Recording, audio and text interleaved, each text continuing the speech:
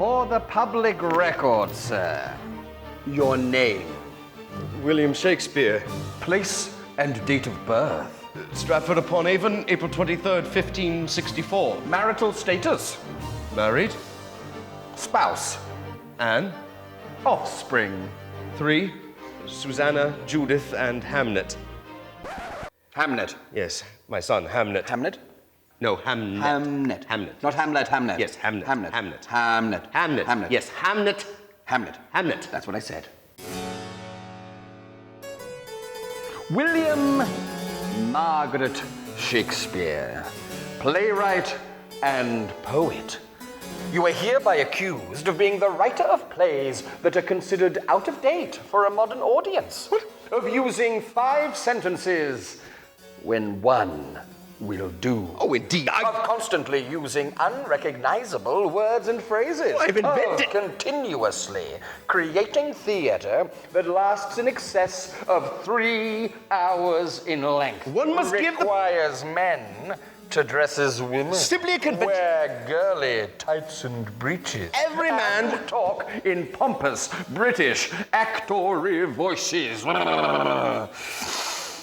Of boring your public and scaring them away from theater for the rest of their lives. How do you plead? Not guilty. Figures.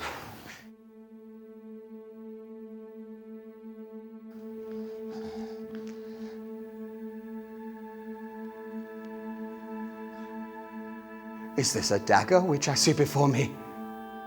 The handle towards my hand. Come, let me clutch thee. I have thee not, and yet I see thee still.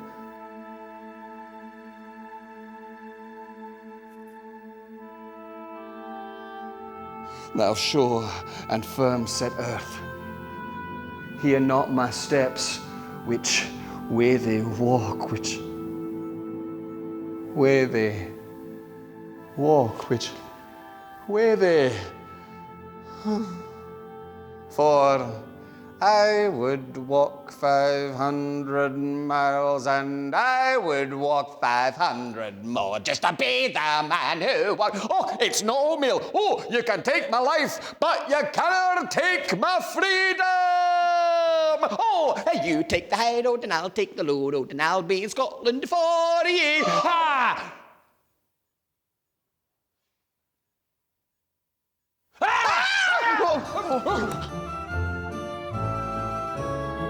Who, by the 3 weird sisters, are you, sir? My name. Your name. That which your mummy called you as you cooed and billed. Your name, sir. I haven't the time for this. My name is William Shakespeare. And I wrote you.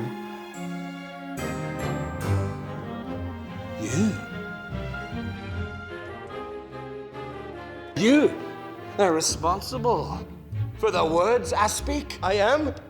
I know not how this meeting is possible, but I am the writer. And you, sir, are to die at this sword's point. I stand before you, a man accused of terrible crimes. One minute I am taking a nap after finishing a particularly intense soliloquy for my latest play, Bernard and Cleopatra, Death on the Nile. The next moment, I am gazing upon the visage of one of my most successful characters in solid form, Macbeth. Members of the jury, I fear not but fear itself. Yet I tell you with an open and honest heart, that really freaked me out. I'm told that across the globe, not the theater globe, but the whole world globe, my characters are giving up, fading away. How is this possible? What sorcery can produce such an effect? I must see if indeed this is so. I shall look upon the tragedy of Othello. Surely there my characters stand firm and true. You have a pallor, my friend, that belies our plan. Plan? Our plan. To leave this play. To go. To flee, fly, and say, fight. Fight, really? Oh, God, Rodrigo. I am so bored. Talk, talk, talk. That's all I ever do. I want some action, largest some character, fun. and you do survive Why a can't I tragedy, be in which a is really farce impressive. Or a comedy or a romp. A romp? Oh, yes, a romp. Oh, I want to be in a romp. One with little fairies, huh? Or a talking donkey. Maybe even a sprite or two. Or even a decent clown. Oh, I want to be a clown. Is that too much to ask? I'm just so bored with all this melodramatic, iambic, blah, blah, blah. Really? Why can't we just talk like normal people? Iambic pentameter. Normal. Iambic... Normal. Normal. Normal. Iambic... What's this? What? Normal.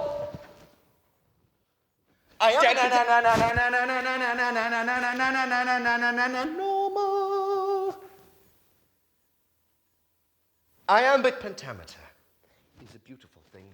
It is the rhythm of our English language and of our bodies.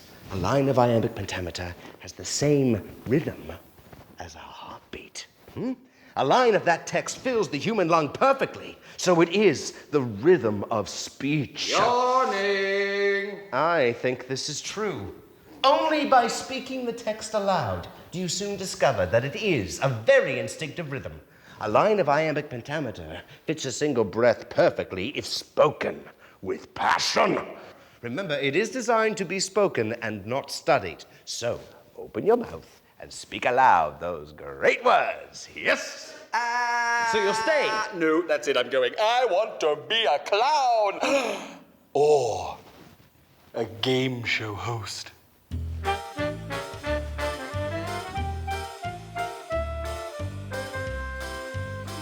This is worse than at first I thought. Without Iago, who will turn Desdemona's virtue into pitch and make the tangled net that shall enmesh them all? Othello will become as bland as two gentlemen of Verona. Odds Bodkins, I'm finished. I feel a rising threat within me. My characters are quite simply leaving the page, the story, and me. Oh, things are desperate. I am charged with not only defending myself, but now, perhaps, with saving my own existence. To be or not to be? That is the question. Whether 'tis nobler in the mind to suffer the slings and arrows of outrageous fortune, or to take arms against a sea of troubles and by opposing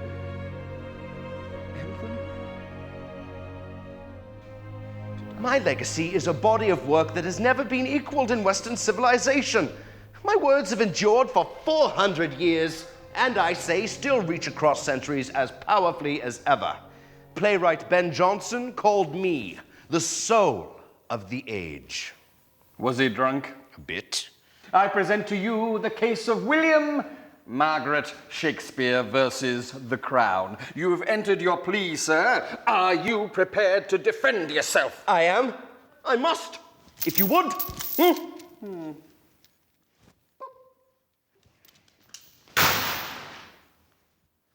I am just a writer, but I do believe that if I am given the opportunity to speak in my own...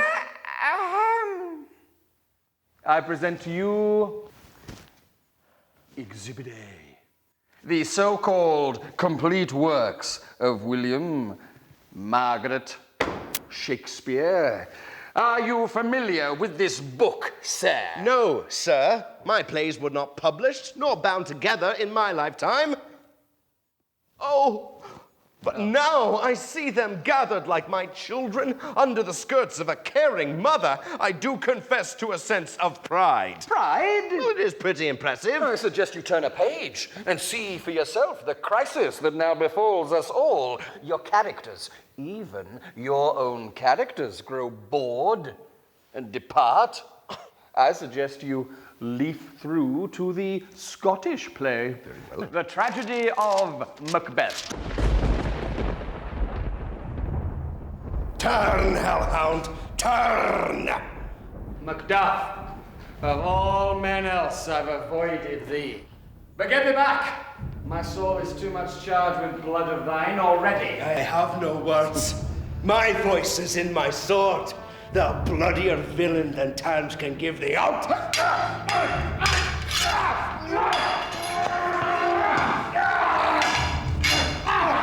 Let fall thy blade on vulnerable crests. I bear a charmed life, which must not yield to one of woman born.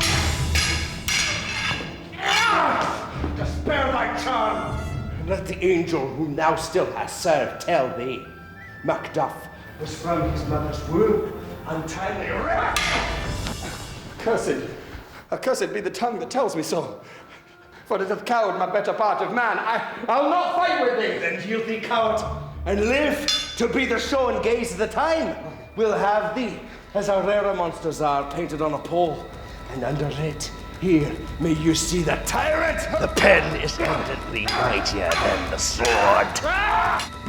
But sometimes holding a sword really helps too. That sequence was so chock full of guts that methinks my audience cannot fain but be moved. A splash of Rhenish upon the wall, a blood-soaked cry, the voracious chatter of metal against metal, and suddenly my words are backed by lively invention. Action!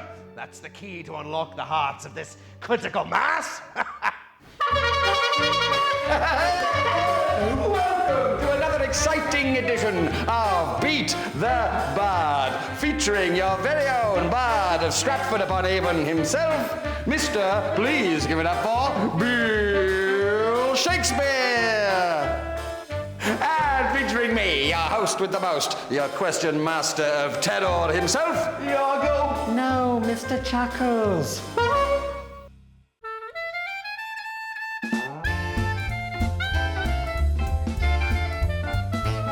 Nay, nay, and thrice nay, I say, Juliet.